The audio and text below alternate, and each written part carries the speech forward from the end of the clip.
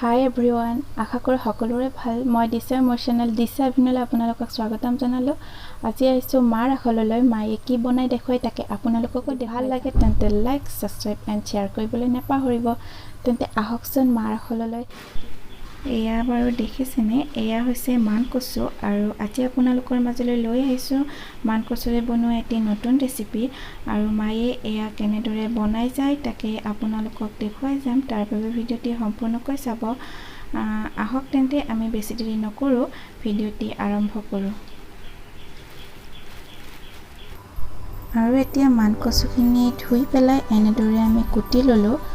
আৰু যিহেতু মান কচুৱে অকণমান ধৰিব পাৰে তাৰ বাবে হাতত অকণ মিঠাতেল সানি লৈ বাকলিটোৰ ওপৰতে এখন হাতেৰে ধৰি আৰু এখন হাতেৰে চুৰিৰে এনেকুৱাকৈ কাটি গ'লে আমাৰ ধৰাৰ সম্ভাৱনাটো নাথাকে।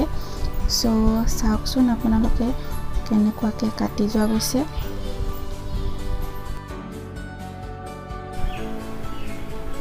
এনেকৈ কাটি লোৱা হৈ গ'ল আৰু এতিয়া এইখিনি বইল হ'বলৈ দিম।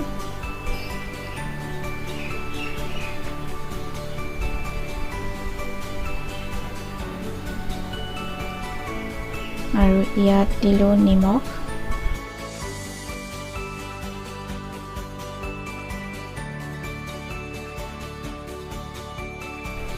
এয়া হৈ গ'ল আমাৰ বইল হোৱা। আৰু এতিয়া এটা খৰাহিত আমি এনেদৰে ৰাখি থ'ম।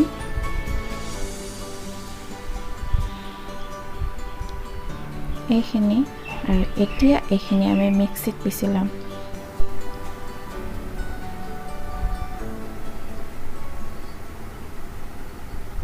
এয়া হৈ গ'ল আৰু এতিয়া আমি আটা চলা চালনী এখনত দি দিলোঁ আৰু এনেদৰে পানীটো আঁতৰাই শুকান কৰি ৰাখি থ'লোঁ। এয়া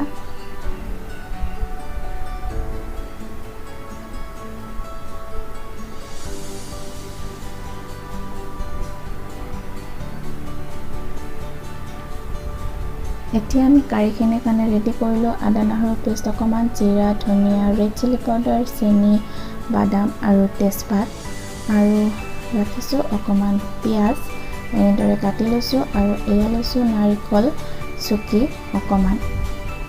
আহক তেন্তে এতিয়া আমি কেৰাহী ৰেডি কৰিলোঁ আৰু ইয়াত দিম এতিয়া তেল।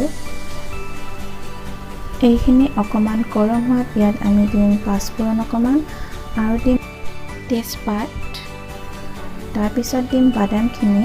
আৰু যিহেতু বাদামখিনি আমি কেঁচা লৈছিলোঁ এনেদৰে প্ৰথমতে ভাজি ল'ব লাগিব। এতিয়া এইখিনি অকণমান ভজা হোৱাৰ পিছত ইয়াত আমি দি দিম পিঁয়াজখিনি।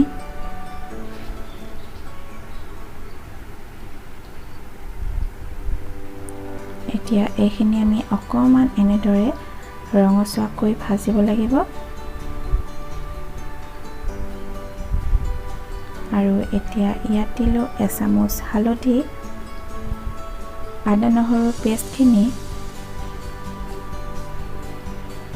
জিৰা আধা চামুচ, ধনিয়া গুড়ি আধা চামুচ আৰু ৰেড চিলি পাউডাৰ আধা চামুচ আৰু চেনি অকণমান দি আকৌ এইখিনি মিলাই দিম।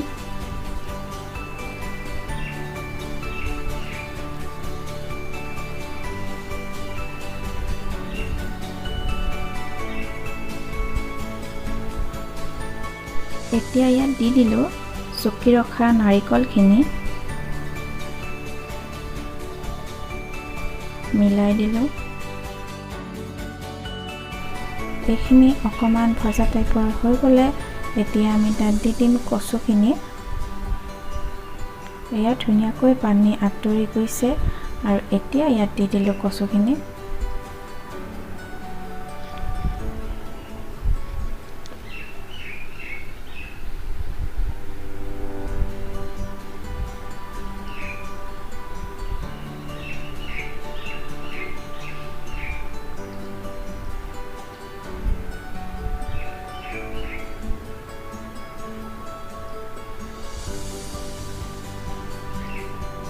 মিলাই দিলোঁ।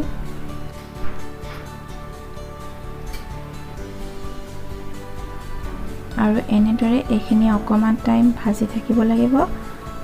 মিডিয়াম ফ্লেমত তলিত যেন লাগি নধৰে তাৰ বাবে এনেদৰে লৰাই থাকিলোঁ।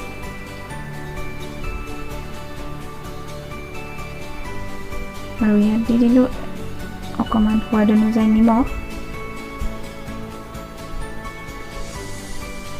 মিলাই দিলোঁ।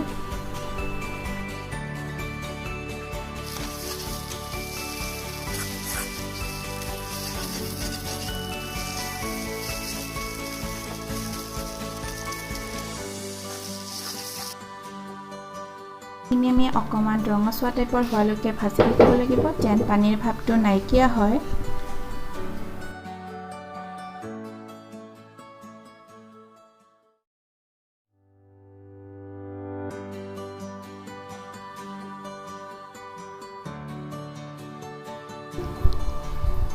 এইখিনি আমাৰ হৈছে প্ৰায়, যিহেতু ৰঙচুৱা টাইপৰ হৈ গৈছে আৰু পানীৰ ভাৱটো নাইকিয়া হৈছে।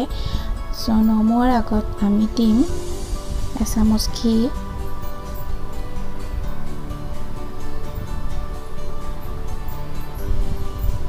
আৰু দিলোঁ এচামুচ দালচেনি ইলাচিৰ গুড়ি, মিলাই দিলোঁ। আৰু এতিয়া এইখিনি আমি নমাই ৰাখিম আৰু এটা পাত্ৰত ৰাখি দিম।